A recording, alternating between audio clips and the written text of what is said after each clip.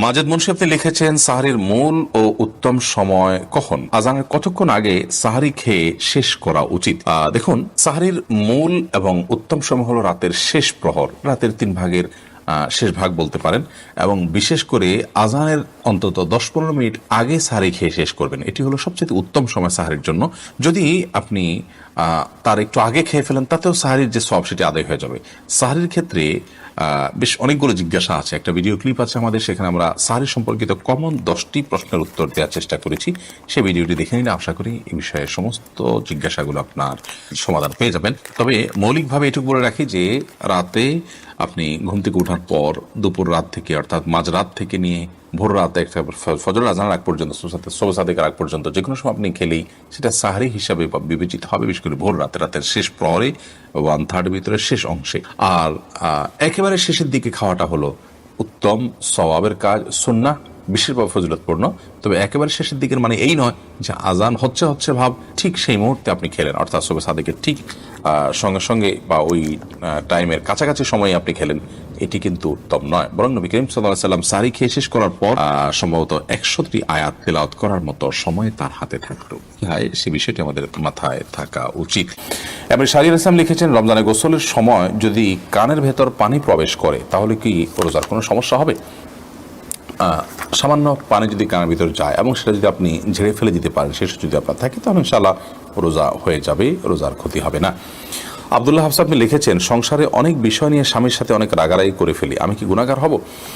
একসাথে চলতে গেলে দুনিয়াতে কখনো কোনো বিষয় নিয়ে রাগারাগি বা আপনার মনোমালিন্য হতে পারে, কথা কাটাকাটি হতে পারে, কিন্তু সেটা অমুসলিম সুলভ যেন না হয়, অর্থাৎ মুসলমানের যে চরিত্র, সেই চরিত্রের সীমা যেন অতিক্রম না করে, গালমন্দ যেন না হয়, কটূক্তি যেন না হয়, পার্সোনাল অ্যাটাক যেন না হয়, মুখের ভাষা যেন খারাপ করা না হয়। এইগুলো যদি না হয় তাহলে সেক্ষেত্রে ইনশাআল্লাহ বিইذনিল্লাহ এর কারণে বড় কোনো গুনাহ হবে না।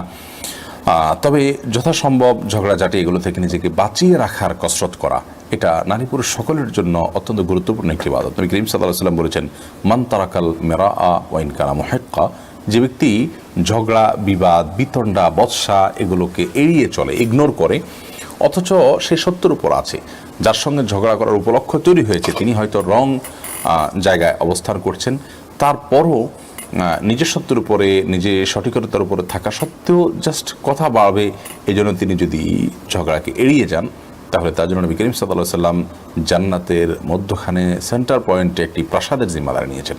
আর এই কারণে ঝগড়া বিবাদ এড়িয়ে চলা এটা ইমানদারের উত্তম আখলাকের অংশ। সেই চেষ্টাটি আমাদের মধ্যে অব্যাহত রাখতে হবে। বিশেষ করে রমাদান মাসে নবী করিম সাল্লাল্লাহু আলাইহি ওয়াসাল্লাম বলেছেন, রোজা অবস্থায় আপনার সাথে কেউ যদি বিতণ্ডা করতে আসে, বিতর্ক করতে আসে, বচসা করতে আসে, ঝগড়া করে, আপনি তার ঝগড়ার জবাব দেওয়ার মতো যথেষ্ট সুযোগ আছে, কিন্তু আপনি কথা বললে কথা বাড়বে, তাহলে সেক্ষেত্রে আপনি তার সাথে পাল্টা ঝগড়া না করে বলবেন, ইন্নী সায়েম, ভাই আমি রোজাদার আছি, যার কারণে তোমার ঝগড়ার প্রত্যুত্তর আমি করতে পারছি না। এটি রমাদান মাসের গুরুত্বপূর্ণ একটি আমল। এর মাধ্যমে নিজেকে ঝগড়াঝাটি এবং এ জাতীয় বিষয়াশয় থেকে নিয়ন্ত্রণ করার প্রশিক্ষণ কিন্তু আমরা লাভ করতে পারি।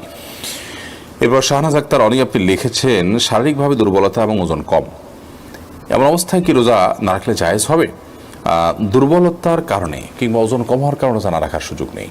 যদি আপনার শারীরিক অবস্থা এবং কন্ডিশন এরকম হয়, রোজা রাখলে আপনি হয় মৃত্যুর মুখে পতিত হওয়ার আশঙ্কা আছে, কিংবা আপনার কোনো স্থায়ী রোগ হয়ে যাওয়ার আশঙ্কা আছে, কোনো অঙ্গহানি হয়ে যাওয়ার আশঙ্কা আছে, এরকম সিরিয়াস পর্যায়ের যদি অসুস্থতা হয়, অসহনীয় পর্যায়ের হয়, তাহলে সেক্ষেত্রে আপনি রোজা না রাখার সুযোগ আছে। এই রোজাগুলো পরবর্তীতে সুস্থ অবস্থা আপনি রেখে দিবেন। দুর্বলতার কথা যদি বলেন, তাহলে আমরা অনেক মানুষের শারীরিকভাবে দুর্বল বা আমাদের ওজন একটু কম, তো এইটুকু অজুহাতে রোজা না রাখার কোনো সুযোগ নেই। যেটা ফরজ বিধান, সেটা নিরুপায় হলে আপনি ত্যাগ করতে পারেন, নিরুপায়, যার কোনো উপায় নেই। তো দুর্বল হলে তিনি রোজা রাখলে মরে যাবেন এবং উপায়হীন হয়ে যাবেন, ব্যাপারটি সেরকম নয়। তো সাধারণ অবস্থাতে বা সাধারণ দুর্বলতার কারণে কিংবা সাধারণত ওজন একটু কম হওয়ার কারণে এই অজুহাতে রোজা না রাখার বা রোজা ভাঙার কোনো সুযোগ নেই। তবে হ্যাঁ, দুর্বলতা যদি চরমে পৌঁছায় এবং ওজন কম হয়ে যদি এই পর্যায়ে চলে যায়, অনেকের অসুস্থজনিত কারণ হয়ে যায় যে অস্বাভাবিকভাবে ওজন কমে গেছে, এবং এই অবস্থায় তার রোজা রাখলে জীবন হুমকির মধ্যে পড়তে পারে, তাহলে সেক্ষেত্রে তিনি রোজা না রেখে পরবর্তী দিক কখনো যখন সুস্থ হবেন তখন এই রোজাগুলো রেখে দিলেও চলবে।